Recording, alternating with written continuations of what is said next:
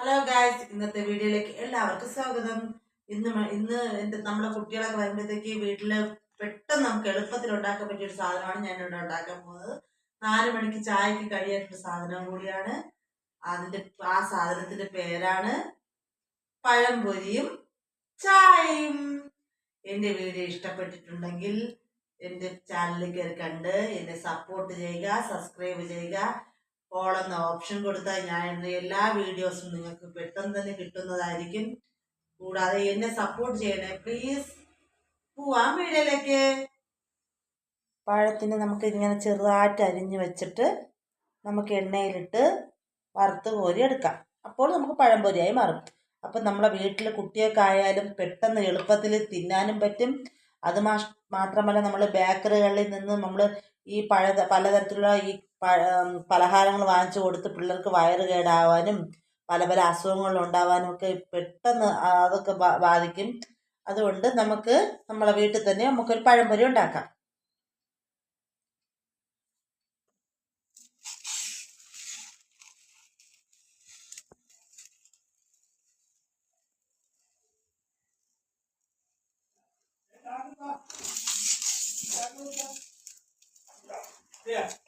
ായിട്ടുള്ള സാധനം ഇടാം.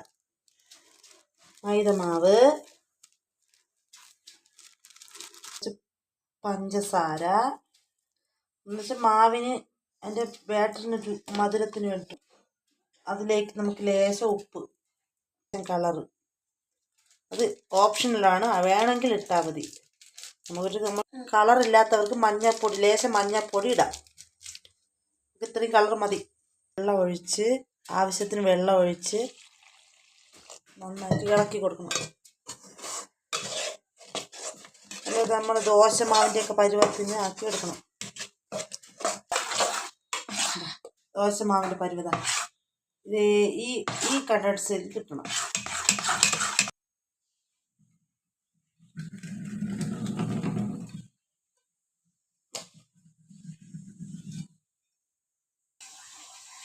ചട്ടി വെച്ച് എനിക്ക് വെളിച്ചെണ്ണ ഒഴിച്ചെടുക്കാം.